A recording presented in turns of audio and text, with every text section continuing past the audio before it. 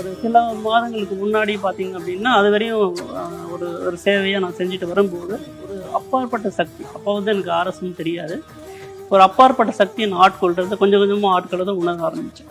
அந்த சக்தி வந்து நான் ஆட்கொண்டு அப்படியே என்னுடைய அந்த ரோகித்ன்ற ஒரு தன்மை இருக்குல்ல, அது கொஞ்சம் கொஞ்சமாக என்னை விட்டு போக ஆரம்பிச்சது, மறைய ஆரம்பிச்சது.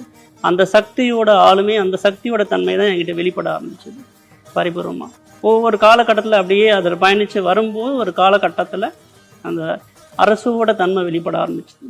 ஏன்னா வந்து அந்த அரசு அந்த இருக்கும்போதே நான் தீட்சை எடுத்து வந்தேன். அவங்களோட தன்மை எனக்கு வந்து வெளிப்பட ஆரம்பிச்சது.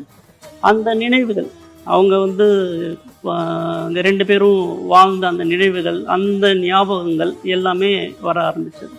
அது வர ஆரம்பிக்கவும் அரசு தான் வெளிப்படுறாங்க, அவங்க தன்மமாக நம்ம மாறிட்டு வருன்றதை நான் பரிபூர்ணமாக உணர ஆரம்பிச்சிட்டேன். அது இல்லாமல் அந்த அருள், அந்த சக்தி, அரசு இப்போ ஒரு அப்பாற்பட்ட சக்தி கிட்டே இருக்கவங்க கிட்ட தான் அந்த காஸ்மிக் எனர்ஜின்னு சொல்லக்கூடிய அந்த இறைசக்தி அவங்ககிட்ட இருந்து வெளிப்படும்.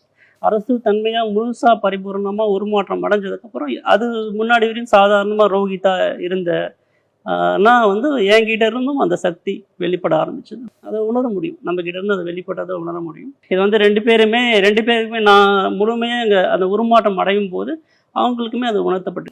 அப்போதான் நான் வந்து அனௌன்ஸ் பண்ணேன் சோசியல் மீடியாவில், இந்த மாதிரி இந்த நாளில் நாங்கள் திருமணம் பண்ணிக்க போகிறோம் அப்படின்னு. எப்பவுமே எது ஒன்றுனா எனக்கு வந்து 8 வருஷத்துக்கு முன்னாடி தீட்சை எடுத்து செல்ஃப் ரியலைசேஷன், அது தன்னை உணர்தல், அந்த பயணத்தில் வரும்போதே வந்து ஒரு கட்டத்தில் வந்து முழுமையாக வந்து என்னுடைய பிறவி பயன் வந்து ஆன்மீக சமுதாய வாழ்க்கையில் எனக்கு ஈடுபாடு இல்லை. ஆன்மீக சேவை செய்கிறதுக்காக தான் நம்மளோட பிறவி பயன். நம்ம இதை முழுமையாக உணர்ந்ததுக்கப்புறம் ஒரு ஐடி ஃபீல்டில் ஒரு பொசிஷனில், ஒரு ஹையர் பொசிஷன் ஜாபில் ஒரு வெரி குட் சேலரியில் ஒர்க் பண்ணிகிட்டு இருந்தேன்.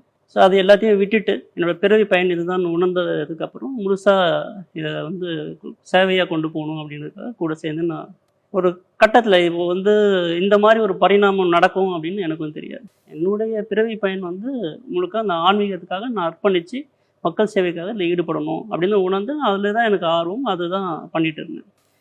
ஒரு சில மாதங்களுக்கு முன்னாடி அப்படி தான் இந்த பரிணாமம் ஒரு ஆரம்பிச்சது. அதே மாதிரி வந்து ஒரு இறைசக்தி ஆட்கொண்டு ஒரு பரிணாமம் நடக்கணும் அப்படின்னா யாருக்குள்ளே வேணால் நடந்துடாது. அதுக்கான ஒரு பரிபக்குவ நிலை வந்து வேணும். ஒரு உங்களோட ஒரு அடையாளம் ஒரு மறுபிறவி மாதிரி, ஒரு தற்கொலைக்கு சமம் தான் சொல்லணும். உங்களுடைய அடையாளம்ன்றது சுத்தமாக இருக்கவே கூடாது. அது இல்லாமல் முழுமையாகவே அதாவே மாறணும். அதை ஆட்கொள்றதுக்கு வந்து நிறைய அந்த தன்மை உருமாறணும். என்னுடைய இந்த பயணத்தில் என்னை கூட்டிகிட்டு வந்ததே இந்த பரிணாமத்துக்காக தான் அப்படின்னு பின்னாடி தான் உணர ஆரம்பித்தேன். அது உணர முடிஞ்சது? ஆமாம், உணர முடியும்.